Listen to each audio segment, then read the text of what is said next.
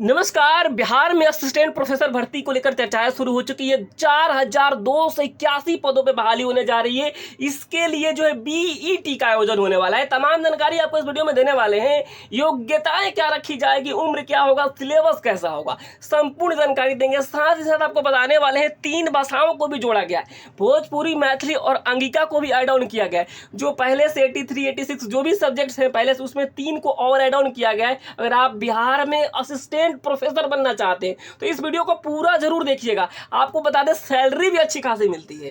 तमाम जानकारी इस वीडियो में मिलेगी अगर आप भी बिहार में असिस्टेंट प्रोफेसर बनना चाहते हैं। यानी कौन कौन से लोग हैं जो फॉर्म को अप्लाई कर पाएंगे, उम्र सीमा का भी कुछ रखा गया नहीं रखा गया, सिलेबस क्या हो सकता है, तमाम जानकारी देंगे। तो आपने अभी तक इस चैनल को सब्सक्राइब नहीं किया है तो जरूर कर लीजिएगा। तो आइए वीडियो को स्टार्ट कर लेते हैं और सबसे पहले बात करते हैं कैसे आप जो है बिहार में असिस्टेंट प्रोफेसर बन पाएंगे। उसके बाद हम योग्यता के ऊपर बात करेंगे। यहाँ पे देखिए 2 चीजें होती है जिसके थ्रू आप जो है बिहार में असिस्टेंट प्रोफेसर बन जाएंगे। एक होता है नेट, एक होता है सेट।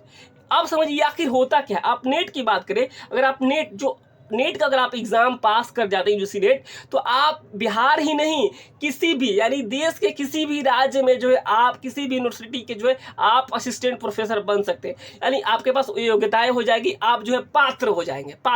आप समझिएगा अगर आप नेट पास कर जाते हैं तो ऑल ओवर इंडिया के लिए। लेकिन वहीं सेट मतलब क्या होता है, स्टेट लेवल का जो एलिजिबिलिटी टेस्ट होता है। यानी अगर आप बिहार के संदर्भ में बात करेंगे तो इसे कहा जाएगा बीईटी कहा जाएगा। यानी जो है बिहार एलिजिबिलिटी टेस्ट। अगर आप इसको पास करते हैं तो आप बिहार में जो है असिस्टेंट प्रोफेसर बनने के पात्र हो जाएंगे। समझिएगा इस बात को। अगर आप जो है यूपी वाला जो है 8 पास करते हैं तो यूपी में लिए एलिजिबल हो जाएंगे। अगर आप उत्तराखंड के हैं तो उत्तराखंड वाले के लिए हो जाएंगे। ये लेकिन स्टेट लेवल का होता है। सभी स्टेट में अलग अलग जो है एग्जाम्स इससे कंडक्ट करवाया जाता है और आप इसको पास कर जाते हैं नेट को तो ये ऑल ओवर इंडिया बन जाएंगे। यानी जो है ये हो गया स्टेट लेवल और ये हो गया सेंट्रल लेवल। आप इस बात को समझ गए होंगे। अगर आप बिहार में बनना चाहते हैं तो बीईटी पास करना होगा। हालांकि नेट वालों को भी मौका मिल सकता है, समझिए इस बात। तो यहाँ पे आप देखेंगे योग्यता क्या होनी चाहिए। यानी कौन कौन से जो लोग हैं फॉर्म को अप्लाई करने हैं। देखिए पीजी अगर आपने किया है, पीजी आप फाइनल ईयर में है या फिर जो है आपका पीजी कंप्लीट हो चुका है तो आप जो है बेड के लिए एलिजिबल है। यानी बेड का जो है फॉर्म को अप्लाई कर पाएंगे। इसके लिए क्या रखा गया है, 55% जो है ना आपको यूआर कैटेगरी के लिए रखा गया है। 55% यानी आप 55% से पीजी पास आउट हैं तो आप बेड का फॉर्म अप्लाई कर पाएंगे। ओबीसी, ईडब्ल्यूएस, एससी, एसटी, दिव्यांग के लिए जो है 50% रखा गया है। यानी जो लोग 50% के साथ पीजी पास आउट किए हैं वो बेड का फॉर्म भर पाएंगे। और यूआर कैटेगरी के लिए 55% पीजी किसी भी सब्जेक्ट से किए हो, किसी भी जो है लैंग्वेज से किए हो, आप जो है फॉर्म को अप्लाई कर पाएंगे। समझ गए होंगे इस बात को कि जो लोग पीजी फाइनल ईयर में है या जिनका फाइनल हो चुका है 55% से जनरल कैटेगरी और बाकी जितने भी कैटेगरी उनको 50% के साथ पास आउट है कम से कम, तो आप इस फॉर्म को अप्लाई कर पाएंगे बीईटी का। क्लियर हो गया होगा योग्यता। आगे बढ़ते हैं। अगला जो है हमारा एग्जाम्स पैटर्न क्या होता है इसका। एग्जाम्स पैटर्न में आप देखेंगे कि 2 पेपर होता है इसमें, जो पेपर 1 और पेपर 2 होता है। पेपर 1 जो होता है उसमें 50 क्वेश्चन पूछे जाते हैं और पेपर 2 होता है उसमें 100 क्वेश्चन पूछे जाते हैं। 300 मार्क्स का होता है। यानी जो है 150 क्वेश्चन हो गए, 3 घंटे का आपको समय मिल गया और जो है आपको यहाँ पे 300 मार्क्स का हो गया एग्जाम्स। ये हो गया पेपर 1 पेपर 2। इसमें निगेटिव मार्किंग नहीं होता है, अब देखिए जो पेपर 1 होता है वो कॉमन होता है। पेपर 2 होता है ना जिसमें 100 क्वेश्चन पूछे जाते हैं, वो लैंग्वेज होता है। यानी जिस आपने भाषा से पीजी किया है ना उस भाषा से आपको 100 सवाल पूछे जाते हैं। समझ गए होंगे आप लोग एग्जाम्स पैटर्न क्या होता है। पेपर 1 जो होता है वो कॉमन होता है सबके लिए और पेपर 2 होता है आप जैसे मैथ्स से किए हैं तो आपको मैथ्स से आपको 100 सवाल पूछे जाएंगे। अगर आपने सोशल साइंस से किया है तो सोशल साइंस से पूछे जाएंगे। ये पेपर 2 हो गया और पेपर 1 है कॉमन हो गया सबके लिए। यानी 50 क्वेश्चन पेपर 1 से और जो है 100 क्वेश्चन पेपर 2 से, 300 मार्क्स का होगा। यानी क्वेश्चन 2 नंबर का होगा और कोई निगेटिव मार्किंग भी नहीं होगा। एग्जाम्स पैटर्न हो गया बीईटी का। समझ गए होंगे। अब हम बात करते हैं सिलेबस क्या होगा। यहाँ पे आप देखिएगा सिलेबस के बारे में हम बता देंगे। उसके पहले यहाँ पे और भी सारी चीज़ें दे दी गई है। यहाँ पे देखिए इस तरीके से रहेगा। यहाँ पे 100 मार्क्स होगा, यहाँ पे 50 क्वेश्चन होंगे। ये पेपर 1 है और यहाँ पेपर 2 है, 200 मार्क्स का होगा। यहाँ पे जो है 100 क्वेश्चन होंगे। समझ गए। अब हम आते हैं जो है सिलेबस क्या होगा इसका।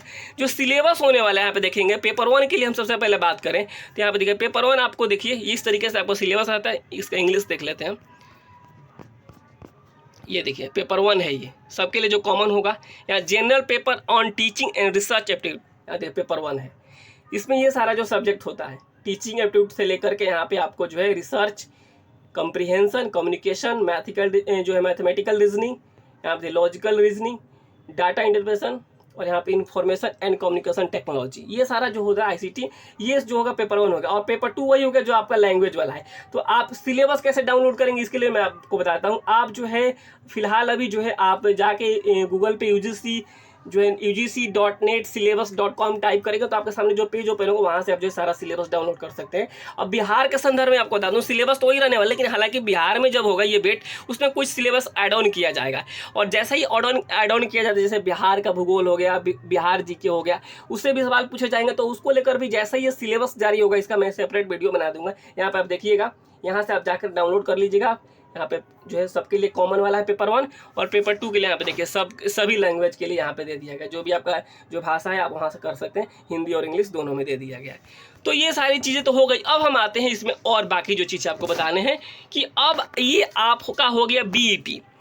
तो आपने ये समझा कि BET हो गया, यानी BET का जो है फॉर्म भरने के लिए आपको PG चाहिए। यूआर कैटेगरी से है तो 55%, OBC SC ST या फिर दिव्यांग से है तो आपको 50% है, तो आप जो है फॉर्म को अप्लाई कर पाएंगे BET का।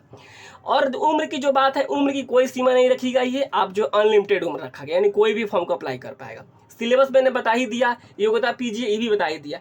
अब जो है इसका फॉर्म आपको जनवरी के अप्रॉक्स जो देखने को मिलेगा, क्योंकि जो है बिहार विधानसभा चुनाव के पहले इसको क्लियर कराना है, इस भर्ती को पूरा कराना है। तो BET आपको देखने को मिलेगा जनवरी के आसपास, ये जानकारी है।